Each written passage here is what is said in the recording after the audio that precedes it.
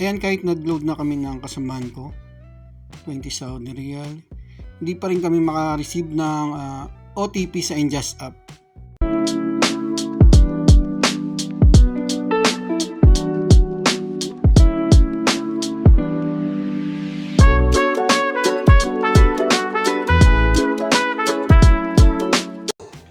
Yo, what's up mga kabayan?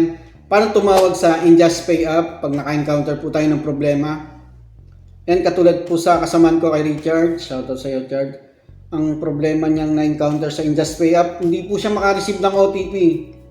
Yung una, sabi ko mag-load kami. Pero nung nag-load na po kami, ganun pa din. Hindi pa rin siya maka-receive ng OTP. Kaya tumawag na po kami sa customer service. Free lang po yan pag tatawag sa customer service.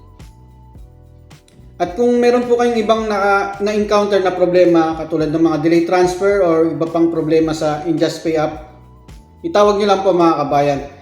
I-prepare nyo lang yung mobile number nyo, ikama number at iba pang personal details. Kung sa delay transfer naman, yung transaction, i-screenshot nyo lang po. Ayan, simulan na po natin. Ayan, kahit na nag-load na kami ni Richard, samahan ko. Ayan, load kami ng 20 Saudi Riyal. Tapos, tinesting ko ulit mag-transfer. Doon na sa part na to at pinutol ko na po mga kabayan yung magta-transfer na po siya. Magsisend na ng OTP para sa transaction. Ayan, hanggang sa maubos na po yung time limit. Kinancel ko na kasi nakailang resend na ako ng OTP. Close nyo lang yan. Tapos balik kayo sa dashboard. Punta po kayo ng home. Pinaka homepage ng Enjust app nyo. Tapos click nyo po itong tatlong dot. Ayan. Tapos click nyo yung more. Ayan, contact us. Ayan yung mobile number. I-press nyo po yan. Loudspeaker nyo lang para tapos pakinggan nyo lang yung sasabihin ng operator tapos sa part na i-press kung Tagalog hintayin nyo lang. Welcome to Enjust Payment Services Company. For English, press 2. Enjust Payment Service Company. May Hushambi, Urdu के लिए 3 दबाएं. Maligayang pagdating sa Enjust Payment Services Company. Para sa Tagalog, ang bilang na 4. Ang pagsumbong sa mga pananalabing transaksyon na kawan. Pindutin ang 1. Para sa mga katanungan, pindutin ang 2. Para sa mga reklamo at question, pindutin ang 3. Para sa pag-uulat ng nawala o ninakaw ng Enjust na dodge card, pindutin ang 4.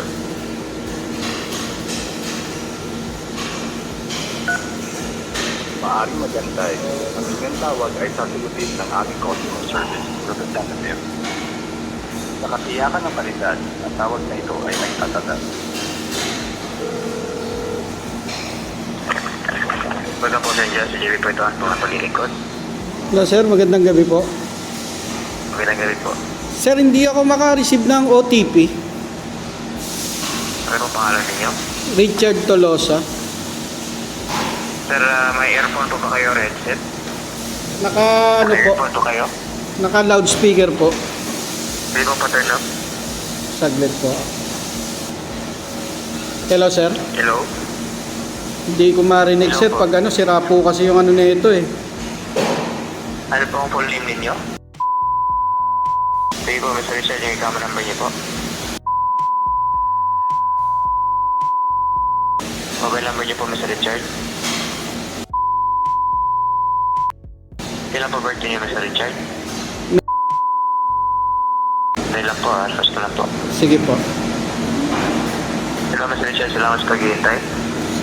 Hello po sir. Refresh ko na po, try niyo po after 5 minutes, restart ulit po yung phone niyo, okay po? Maraming salamat po sir. Hindi po may tapang iba. Wala na po sir, malakit po salamat. Sige po.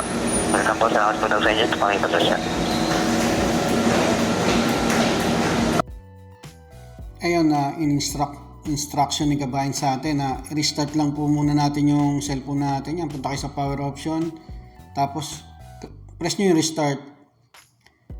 Hintayin nyo muna mga 5 minutes bago nyo po ulit i-open yung Ingest app nyo mga kabayan. Yan, open nyo po ulit. Yan, magta-transaction na po tayo. Magta-transfer na tayo.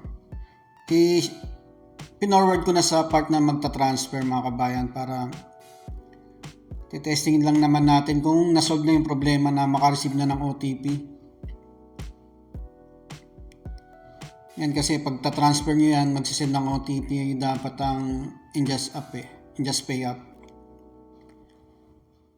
Confirm nyo lang. Yan, free pa din dito sa Ingest Pay mga kabayan. Free of charge pa rin. Ayan, naka-receive na po tayo ng OTP. Ayan, na-receive na yung ano natin. Yan, ang kasamaan ko. Ayan ang OTP dyan. Ayan. Transfer successfully na. Ayan mga kabayan, ganoon lang po gagawin nyo once na na-encounter nyo yung ganong problema. Kahit may load po kayo, hindi pa rin kayo makareceive ng OTP. Tawag nyo lang sa Ingest Pay app. Ayun mga kabayan, ganoon lang po pagka naka-encounter po kayo ng problema sa Ingest Pay app, tawag nyo lang po sa customer service ng Ingest Pay. Mag-ingat po lagi sa paggamit ng online transfer apps. Isi-secure nyo yung details nyo, yung OTP wag nyo po bibigay kahit kanino at syempre yung mga personal at bank details natin. Maraming po salamat.